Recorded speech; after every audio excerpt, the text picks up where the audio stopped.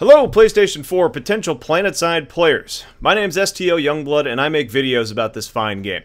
So to help kind of welcome you to your future good times in Planetside, I really wanted to make a video with a few pieces of advice to help you get started. Now, the number one tip that I can give you is have patience. There's going to be a steep learning curve with this game, but it is really rewarding and a lot of fun, especially once you get familiar with all the mechanics and stuff. So I'm going to be kind of giving you some of my personal favorite tips to help you along the way.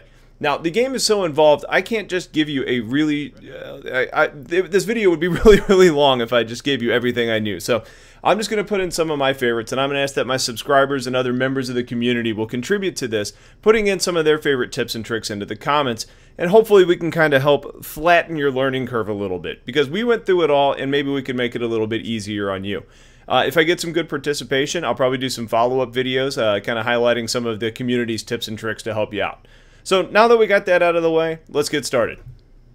Now the first thing you need to know is when you very first spawn, you're going to be dropped out of the sky from a drop pod and land in the middle of combat. You're not going to know what the hell's going on, so just prepare to die, and it's okay. KD doesn't really matter in this game.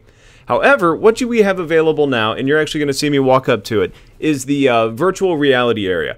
Basically, you're going to be able to go to the continent terminal that's in the warp gate and go to a practice area. You can test out every weapon in the game.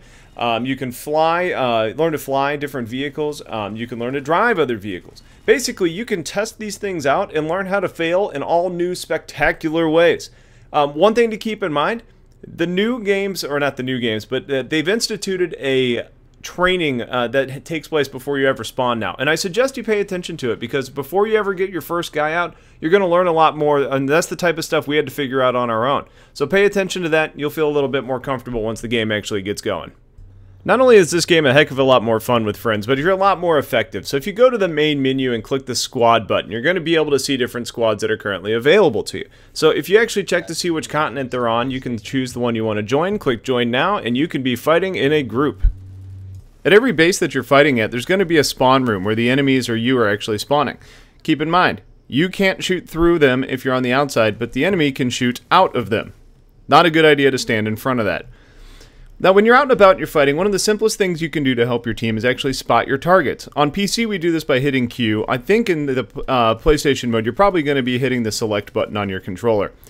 Also, when you're actually running around, watch out for vehicles. There's spawn pads where vehicles come in like you just saw there, and roads are going to be dangerous places for you to stand. Now, here, this is a video of me playing as engineer, and it's important to know that you can do several things as an engineer. You have the ability to shoot, you've got the ability to repair like you're seeing me do on this Max, you're seeing me throw down ammo for them to use as well. Bottom line is, you should always be doing something in the game. Whether you're killing, or healing, or repairing, or driving, or flying, pretty much everything that you do in game is going to earn you points, and that's going to help you level up faster, and you're going to earn certs, and that's kind of your in-game currency on how you can buy and unlock stuff. The engineer also comes equipped with this turret. There's a couple different turrets that you can use, but this one you're seeing is the anti-infantry turret. It's really effective. It keeps you protected from the enemies while you're actually shooting. And it's going to ensure that you can lay down some cover fire for your friends. Now, your head's going to be exposed, so you're not invincible, and rockets do a lot of damage against them, but it is a useful tool to use. One of the other classes that's in the game is Infiltrator, and a lot of people look at this and say, oh, he's got a high-power optic. That must mean that he's a sniper from a long distance away. While there's some merit and you can have some effectiveness with this, it's not a real effective way to play the class overall, so don't feel like you need to be that bush Wookiee sitting up on the hills from a mile away. Some of the bigger facilities like amp stations and tech plants actually have these tunnels that go underneath the ground. Running out in the open is a really good way to get yourself killed in this game, and since these have been implemented, it actually gives the defenders a chance to spawn at different locations around the map and be more effective. Now, what the class you're seeing me play right now is actually the Infiltrator. You can see that I cloak, I'm using a submachine gun now. You can get in the fight, you don't need to stand on a hill from a long way away. Use your stealth, put on a silencer on your SMG, and you can sneak around and do a lot of damage. Here you can see I'm actually attacking or trying to defend this amp station, and I'm picking people off with the Infiltrator class. You're not stuck to being a bush Wookiee. I suggest you not do that. I mean, it's fun for a little bit and right in certain situations, but most of the time it's not right. One of the other classes in the game is the Light Assault, and he comes stock with some jump jets. Now you can also unlock C4 to actually blow up tanks or max units or whatever, and that's going to actually allow you to be really effective at sneaking up and taking out enemy armor.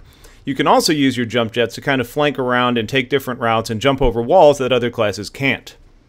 Speaking of the ability to fly, if you're not in a light assault and you jump from too high of a height, you're going to die. You take damage if it's even lower than that. Now, there's another trick that you can use though, and at these towers there's going to be these elevators like you can see here. And if you go through it for a second, you can actually jump off shortly afterwards without taking any damage. It's a really nice tip to know. The Heavy Assault's going to be one of the primary anti-infantry classes, and he comes with a big-ass LMG, he's got a shield to keep him alive a little bit longer, and he's got rockets. It's really important to learn how to use all three of them and know when to actually use them. Sustained fire is going to be helpful. You're going to be able to suppress people. You're going to be able to switch and take out the max units that are giving you a hard time.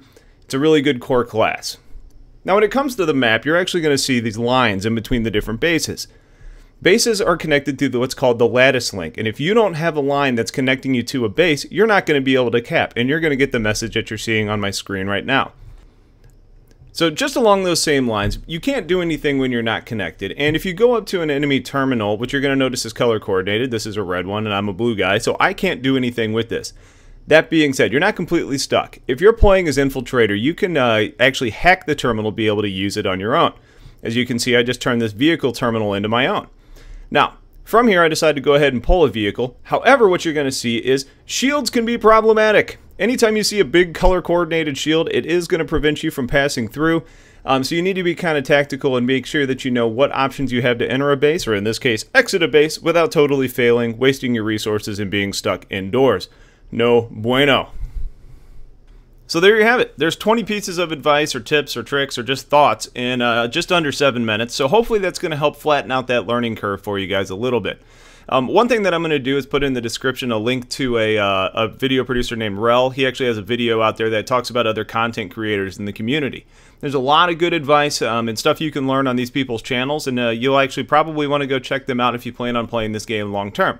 A lot of good information out there. So again, I'm encouraging my subscribers or my subs to put their own tips and tricks in this in the comment section of this video, hopefully making this a good opportunity for all to learn and kind of make your time playing this game a lot more fun and enjoyable, because you are going to enjoy it if you give it some time and stay patient through the learning curve that is present. So that's it for now. Appreciate you guys watching. Stay tuned for a whole lot more, and I'll talk to you guys later. Take care.